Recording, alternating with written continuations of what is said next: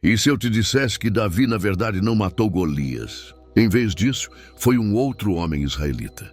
E se eu te dissesse que os anjos caídos que se casaram com mulheres em Gênesis 6 estão completamente errados? Ou sobre a verdadeira razão pela qual Jesus virou todas aquelas mesas no templo? Nós, cristãos, amamos ler nossas Bíblias, mas frequentemente erramos. Graças aos nossos óculos do século XXI, perdemos muitos detalhes significativos que desbloqueiam o verdadeiro significado de muitas passagens. Hoje, vamos olhar para 5 histórias que talvez você tenha entendido errado. Você certamente já ouviu a história de Davi e Golias, né? Aquela clássica, um jovem pastor enfrentando um gigante com uma funda e uma pedra. Mas talvez você já tenha se deparado com um versículo que pode ter te deixado confuso. Pois é, existem algumas traduções da Bíblia que contam uma história diferente. Traduções como ACF, ARA, NAA, NTLH, entre outras, trazem uma versão diferente da clássica história. Veja só. Em 2 Samuel 21:19, diz: Houve ainda outra batalha em Gobe contra os filisteus. E Elhanã, filho de Jaare-Oregim, o belemita, feriu Golias, o geteu. E Davi? Agora escuta essa. Em 1 Crônicas 25, o mesmo Elhanã aparece, mas desta vez ele mata Lami, irmão de Golias. E Elhanã, filho de Jaar, feriu a Lami, irmão de Golias, o geteu. Então, o que aconteceu aqui? Quem matou quem? A resposta está numa curiosidade do hebraico original. Existem 2 palavrinhas parecidas, quase idênticas na escrita. Mete, que é só um marcador tipo matou a Golias. E o Jak, que significa irmão de. Os estudiosos acreditam que o copista que escreveu 2 Samuel pode ter confundido as duas. Um errinho de caligrafia. Para você ver, caligrafia ruim já causava problema desde os tempos bíblicos. Mas tem mais. Lá em 2 Samuel 23, Elhanã aparece de novo, agora como um dos valentes de Davi, ou seja, um guerreiro que lutou ao lado dele. Já depois que Davi era rei, isso confirma, Elhanã não poderia ter matado Golias. Davi matou Golias antes de ser rei, quando ainda era só um garoto. E tem outra. Nos capítulos seguintes, outros gigantes também são mortos por guerreiros de Davi, e muitos nem têm nome. Isso mostra que o foco do texto era o feito, não os detalhes exatos de todos os nomes. Então, qual é a conclusão? O mais provável é que houve um erro de transcrição ali em 2 Samuel. Mas a própria Bíblia já corrige isso em 1 Crônicas 25. A verdade continua firme. Davi foi quem matou Golias. E essa história continua sendo um dos maiores símbolos de fé e coragem da Bíblia. Legal, né? Vamos para a próxima. Em um certo momento nos evangelhos, Jesus faz algo que, à primeira vista, parece fora do seu jeito. Ele entra no templo, vira mesas, solta pombas e expulsa cambistas com um chicote. A maioria das pessoas pensa que ele fez isso porque estavam comercializando no templo, profanando um lugar sagrado. Mas e se eu te dissesse que o motivo era ainda mais profundo e mais bonito? O templo antigo era dividido em áreas. A primeira era o Santo dos Santos no centro, onde a presença de Deus habitava.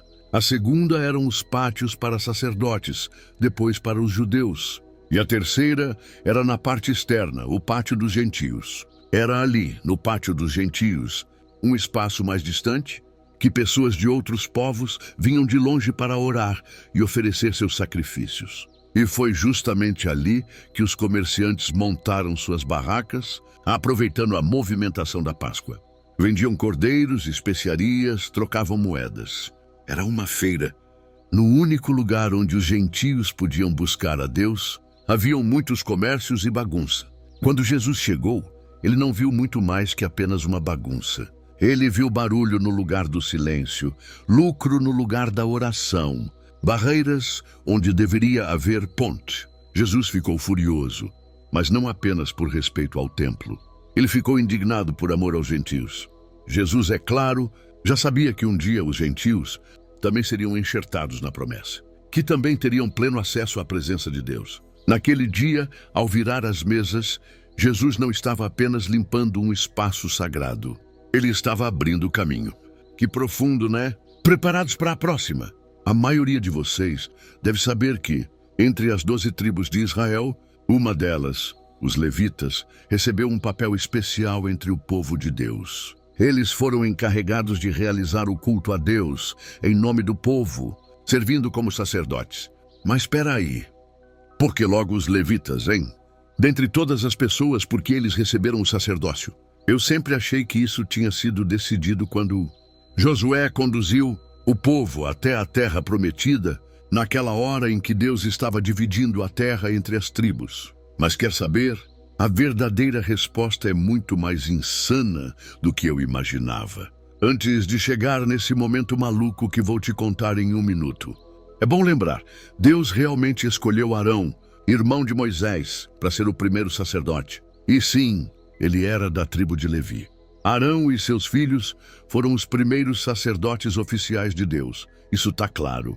Mas presta atenção, nessa nomeação aí, não tem nada dizendo que toda a tribo de Levi seria sacerdotal. Apenas Arão e seus filhos. Então, quando é que o cargo passou a ser da tribo inteira? É aí que a história começa a ficar boa. Lá no finalzinho de Gênesis, Jacó, o pai das tribos, estava profetizando sobre seus filhos. E quando chega na vez de Levi, a coisa fica séria. Levi e Simeão são mencionados juntos. E Jacó diz algo bem pesado. Seus punhais são instrumentos de violência. Por causa da fúria deles, mataram homens. Maldita seja a ira de vocês, pois é feroz, e sua fúria, pois é cruel. Eu vou espalhá-los em Jacó e dispersá-los em Israel. Eita, parece mais uma maldição do que uma bênção, né? E o mais doido é que essa profecia se cumpre, mas de um jeito que ninguém esperava. Olha só o que aconteceu. Moisés tinha acabado de receber os 10 mandamentos, escritos pelo próprio dedo de Deus nas tábuas de pedra. Mas ao descer da montanha para reencontrar o povo, o que ele encontra? Bagunça total. O povo estava cantando e adorando um bezerro de ouro, um ídolo feito por Arão, o próprio irmão de Moisés. Indignado, Moisés quebrou as tábuas no chão, desceu a montanha correndo e agiu sem perder tempo. Ele queimou o bezerro, moeu tudo até virar pó, jogou na água e fez o povo beber. E não para por aí. Depois de interrogar Arão, Moisés viu que o povo estava completamente fora de controle. Uma vergonha total, até para os inimigos. Foi aí que ele fez um anúncio em voz alta. Quem for do Senhor, venha até mim. E adivinha só quem se apresentou? Os filhos de Levi. Moisés então deu uma ordem bem difícil. Cada um prenda a espada ao lado. Vão e voltem pelo acampamento, matando cada um seu irmão, amigo e vizinho. Sim, é isso mesmo que você ouviu. Eles obedeceram. E naquele dia 3.000 israelitas foram mortos. Uau! Parece terrível, não é? Mas olha só a resposta de Deus a esse ato. Moisés disse: Hoje vocês foram separados para o Senhor, porque foram fiéis até mesmo contra seus próprios irmãos e filhos. E por isso ele os abençoou neste dia. É inacreditável. De alguma forma, ao matarem seus próprios irmãos. Os levitas foram estabelecidos como separados para Deus, herdeiros de um sacerdócio especial. Eles acabaram cumprindo a profecia de Jacó. Não teriam herança de terra, mas seriam espalhados por Israel, como servos do templo, em todas as cidades. Essa história mostra o quanto Deus leva a sério a idolatria e a desobediência. Ele chegou a pensar em destruir todo o povo e começar de novo com Moisés, mas foi convencido a perdoar. Uau! Quão gracioso é o nosso Deus! Essa próxima história tenho certeza que você já ouviu falar. Você já parou para pensar que Jesus pode ser o nome mais famoso da história humana? Mas e se eu te dissesse que esse não é realmente o nome dele? Surpreso? Pois é. O Evangelho de Marcos começa assim. O início do Evangelho de Jesus Cristo. Mas espera aí, Jesus Cristo não é exatamente o nome dele. As palavras em grego são bem diferentes. O primeiro termo, Jesus, é uma palavra grega que corresponde ao nome hebraico Yeshua, ou Josué em português. Isso mesmo, Josué. O mesmo Josué que conduziu o povo de Deus à terra prometida. O nome Josué significa Deus salva. Parece até que foi escolhido para refletir o que Jesus veio fazer, não é? Agora eu sei, você já deve ter ouvido falar disso. Mas é importante entender que Cristo não era o sobrenome de Jesus. Não era um nome de família, mas um título. E esse título vem do hebraico Mashiach, que significa Messias ou ungido. E isso é realmente incrível. Toda vez que você diz Jesus Cristo, está declarando que Deus salva e que Ele é, de fato, o caminho pelo qual a salvação aconteceu. Deus salvou, e Jesus é a forma como Ele fez isso. Não é incrível como um nome pode carregar tanto significado? Essa última história vai te deixar de cabelo em pé. Em Gênesis capítulo 6, encontramos um dos trechos mais misteriosos e debatidos de toda a Bíblia. Quando os homens começaram a multiplicar-se sobre a terra e lhes nasceram filhas, viram os filhos de Deus que as filhas dos homens eram formosas e tomaram para si mulheres de todas as que escolheram. Então disse o Senhor: o meu espírito não agirá para sempre no homem, pois este é carnal. Os seus dias serão 120 anos. Mas o que está acontecendo aqui?